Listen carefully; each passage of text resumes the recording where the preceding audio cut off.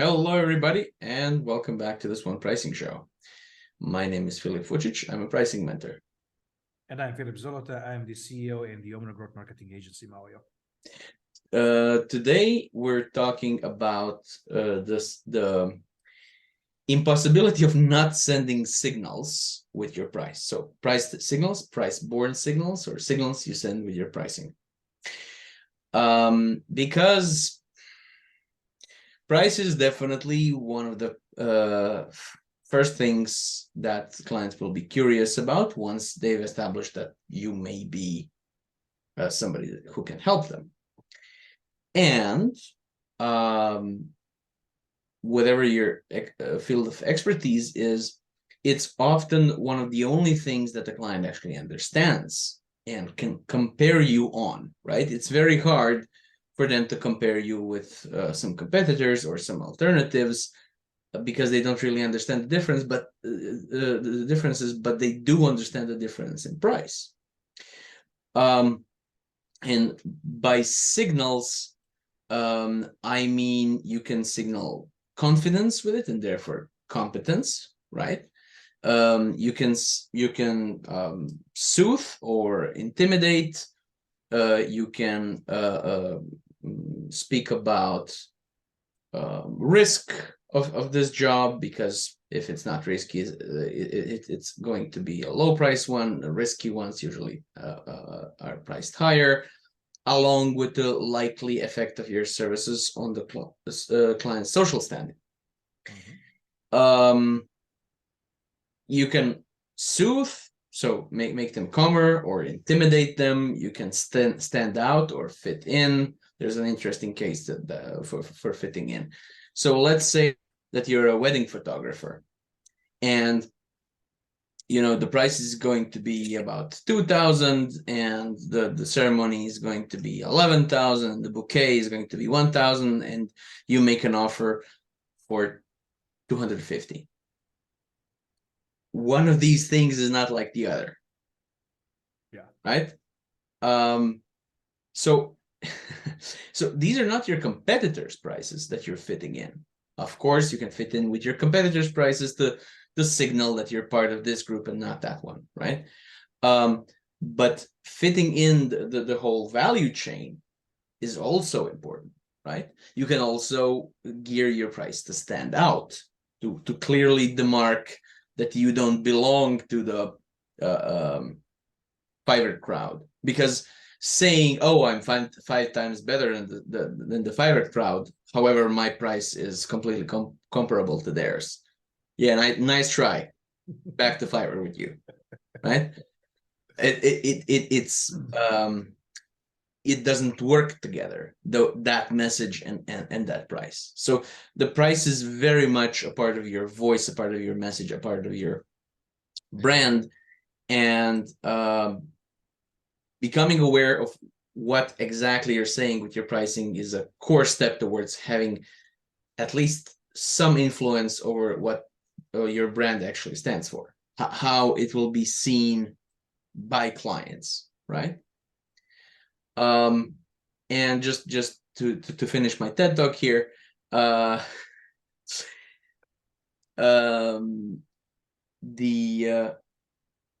the difference between the SWAN world that we like to talk about, so the expertise-based business and the commoditized service field, is that in the commoditized field, the instinct that says things usually cost as they should. So if something looks too good to be true, it's probably too good to be true, right? If you pay for cheaper potatoes, you're going to have to throw some of it away. If you pay for a cheaper house, there's something wrong with its location or building codes or availability of parking space or whatever. There's a reason for it. Unfortunately, in this one world, I've seen so many people that had lower prices for absolutely no reason other than the expert not knowing how to price. So, but the expectation is that, oh, that's a cheap dentist, that's a cheap chiropractor. Well, There's probably a reason for that, right? And yes, there's a reason for that, just not a market reason. It's a psychological reason. It's a lack of knowledge, right? Yeah, yeah. What's a good example for a wrong signal sent by price from your practice? I have quite bunch of them. One interesting case and scenario which I quite often see and saw during my career and experience is the fact that some of the great experts in their respectable field were losing projects just because their prices were way below expected. So that was a red flag for the client. Why they are so cheap if they're so good? And we know that, sorry, then that won't be that won't pass simply. And yeah, as you mentioned, in the respectable level of the engagement, when you have more than one service provider, partner, and experts fitting in, meaning having an adequate pricing policy and establishment is crucial, because people who are professionals but they have the lack of knowledge and understanding of pricing adequately, they'll be losing jobs, projects. And I saw that way too often in the expertise-based business. Not only the agencies, but solopreneurs, finance consultants, tax consultants, transportation consultants, whoever, all people who are generating an amazing value, true value to the respectable clients and customers. But without proper pricing, they were simply left behind, and the client took somebody who was more fit according to their perceived value for the respectable project. Yes, because there's such a thing as suspiciously cheap. Yeah, exactly. And I've had that. I had a horrible experience where a really important client of mine from South Africa asked me for a solid but not too expensive graphic designer. And I recommended a Croatian business so that they have a lot of experience and they're really versatile. And I warned him not to underprice. And so she called me. She almost never calls me out of the blue. We have meetings. And she said, "Is this your guy?" And judging by his name, he probably is. And I said, "Yes." She said, "Why is he so cheap?" I asked you for a professional. And I said, "I assure you, he's a professional. He just didn't take my advice." Yeah. And she said, "I'm going to work with him, but only because you confirmed." Yeah. So you said he would be okay. She said, "I would never otherwise take him on, because what is this?" Right? Yeah. So that was a really bad experience. And yeah, that happens. That happens. Like I said, because there's a reason why most of my clients end up with a significantly higher price. So I think the average right now is 45% higher price tag within a couple of months. And those are people who have been doing this for 10, 15 years. Yeah. Exactly. That say, look, I've been into this market I've been on this market for a long time. If I could charge more, I would know that. Yeah, no. No, there's a very good example. An accountant, a CPA lady, who says, there's nothing to say. There's nothing really special about me. I care about my clients. Okay, I know all of the laws and bylaws. Yeah, you would be in jail if you didn't. So there's nothing to say, and I said, okay. So can you describe to me how my friend would sound? What would he say if he had a bad accountant? And she said, "Oh, that's trivial." really? So what is it, right? She said he would be paying fines, late fines, and and I said, okay, when's the last time that a client of yours paid a fine? And she said, oh, never. Mhm. What do you mean never? Never, never. No, never, never. How long have you been in business? 30 years. So there's nothing special about her. It's just none of her clients ever paid a fine in It's 30. the imposter syndrome. It always is. And especially when you mentioned in that respectable realm, accountants, tax and financial consultants. Yes, I know. There are so many average service providers, and there are few who are top notch, but they have equal prices more often than not. So yeah, it's crazy. I know several of those cases, I mean, and yeah, having nothing special about me. Nothing special. Nothing special. and let's get back to the Yeah. signal with the price. How is anybody supposed to know? Yeah. They can't compare accounting services because they're not accountants. If they were accountants, they wouldn't need an accountant usually, right? And having a bad accountant is such a nightmare. It's such a headache, right? It's so there's such a thing as reassuringly expensive, right? There's such a thing as suspiciously cheap, and you can have a shock price that scares away all of the tire kickers. Maybe that's not actually what you mostly charge, but you have it here, so all of the penny pinchers know to steer clear, and you're saving their time and yours at the same time, right? Awesome, absolutely, right? I mean, okay, so my book is $560. That's sending a message for sure. Oh, it's also 100% money back guarantee, which is a part of the price actually. So it's also sending a message. But even if just the price tag, it tells you something about the value of the book, right? So you can also use a price like a magnet. It will push away some people and it will attract some other people. And yeah, so I think it's important to emphasize that the price is very much a part of the brand, and therefore it's very risky to copy it. We'll talk about that some other time, because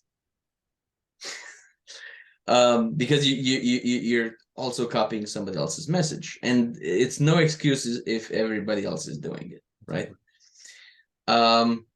So you can show that what you do is not a commodity by not pricing it as a commodity. And it's, for me, it's a good thing if you say your price is for something is this, and people say, really? Then you have a channel, an invitation to explain why, right? Because you don't want the anyway. In a way, you can only take control over you can only take control over what your brand actually stands for if you understand what you're saying with your price. Yeah. And I think it was Steve Jobs that said that no no actually innovative product succeeded if they try the penetration price, so a low price to get market share. That's not how it works. That's how it works for potatoes. And we always pick on potatoes. I like potatoes. I have nothing against the price of potatoes, but that's not how it works in this world, right? What would you how do you take control over the prices that you set?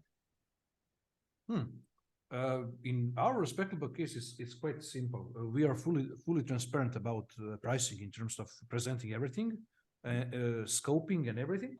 And the point is, by default, I'm kind of preparing the terrain, and people who already speak with us about cooperation and collaboration, they already know what they can expect in that respectable realm, simply due to the experience in respectable markets, in respectable niches and everything else. And it's not an issue. I even had a situation where people, oh, you're so expensive, but okay. And people need to be, that is something I want to also emphasize, and you help me remind that specific case and scenario. There are people on the market who are not price bearers, who earn their money, who are workaholic, and they are ready to pay price premium, not because of the vanity, but they want to pay top-notch service with top-notch money, and there is no reason not to do so, and that's it. And it is completely okay in that terms. Yes, unless they're too big of a whale, which is something that we should also talk about. One very interesting topic for the next one. Yeah, absolutely. So it's the price signals are also subject to framing. So framing in behavioral psychology means that communication will be have a different effect depending on where it's heard and in what way is it heard, right? Or in what way is it conveyed. So this is why I really don't like the 0.99 prices on services. I need to mention this case. Yeah, go on. In my previous working experience in my respectable company, I was in a constant fight with management because of that. Their big idea was 0.99, and I was not doing it. Okay. Why you are not doing it? Because it's a joke. Yeah, it's a joke. You're not doing anything. You have so much parameters, quality-wise, value-wise. You should be focusing on compared to your 0.99, and everything was 0.99. So it was not funny. It was so irritating, so frustrating. Luckily, for the time, that was slowly but effectively switching towards something which I was advocating, and I was happy. The entire world was aligned from that moment on, at least for me. I had a personal financial advisor that I talked to. I had him as a client. It's actually a she. That doesn't really matter. So she said, but I think it's a good thing. And I said, why do you think it's a good thing? Well, it sends a message that you're cheaper. Cool. What else in your branding tells that you're cheaper? Nothing. Do you want to be perceived as the cheaper financial advisor? Well, if you put it that way, no, absolutely not. It's as bad as I worked for an agency once, and they had a client who wanted to place ads for some premium alcoholic, non-alcoholic but alcoholic tasting drinks for mostly Muslim countries, and he insisted, he had this grand idea of putting these ads on wastebaskets. So it's a premium product on wastebasket. Look, there's some things that you absolutely can advertise on wastebaskets, you know? Things like, I was a big advocate on guerrilla marketing, obviously. come on. So guerrilla marketing on the bathroom mirrors is one thing. Guerrilla marketing on the actual toilet seat is something else, right?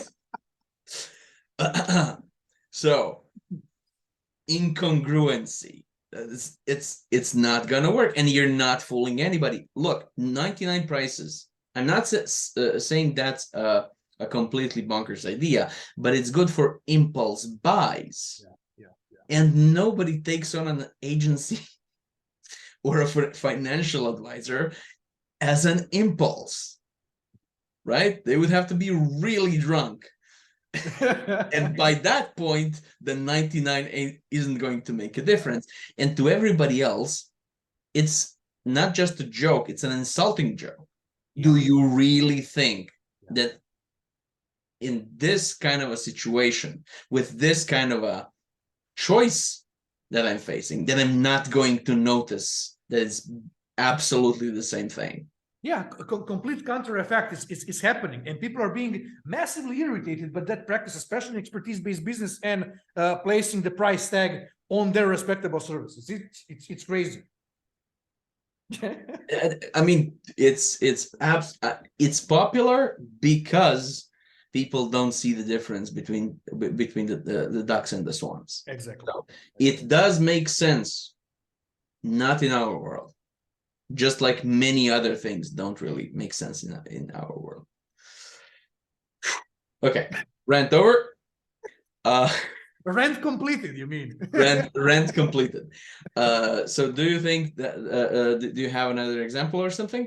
I had one 2 minutes ago. Unfortunately, yeah, it slipped by.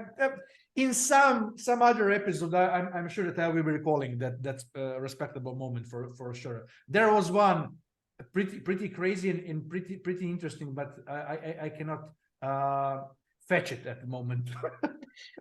The only other thing that I had hastily written down was you can target your just like the advertising channel of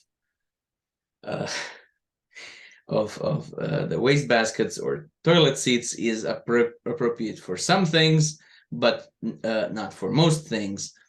Some price ranges or some ways of pricing, so per project or based on value or whatever, can be clearly more geared toward some kinds of audience. So by expressing your price in such a way, you can actively affect who actually answers your call, right? And this is the age-old thing of people saying, you know, I want as many different kinds of people as possible to see my price, to see my branding and to engage with my brand. And usually that's not really helpful. I think we talked about this. You're not selling a panacea. You're not selling something that's for everybody, because then you're selling to nobody and nobody wants to buy it. And nobody, so if your price is right, if you have a bumper sticker that says honk if you like red cabbage, not a lot of people will honk, but those who see it will honk enthusiastically. Yeah. If you say honk if you like cabbage, you're going to get probably more people with a little less enthusiasm because it's less specific. If you say honk if you like food, you're not going to get anything except maybe a joke answer. And if you say honk if you like matter in general, okay, now I'm being facetious, but you understand what I mean. So if if I so before Croatia had the euro, it was the kuna, and if you came to my website and saw that my prices were in euros or in US dollars, you would know that I mostly work with international clients.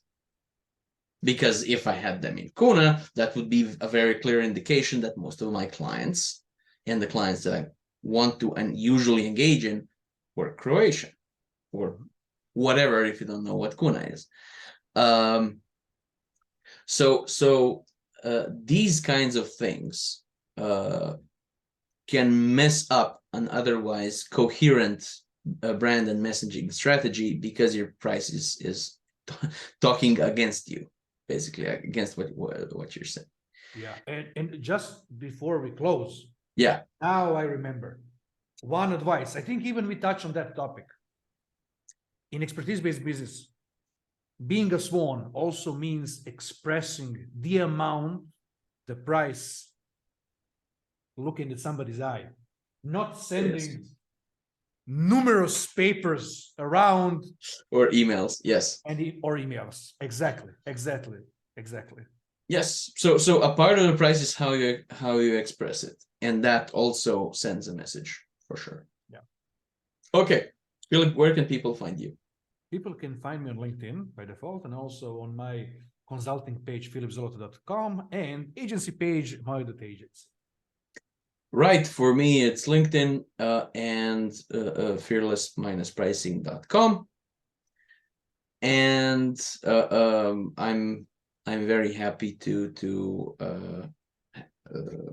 have gone through this subject. It has clearly been weighing on my mind.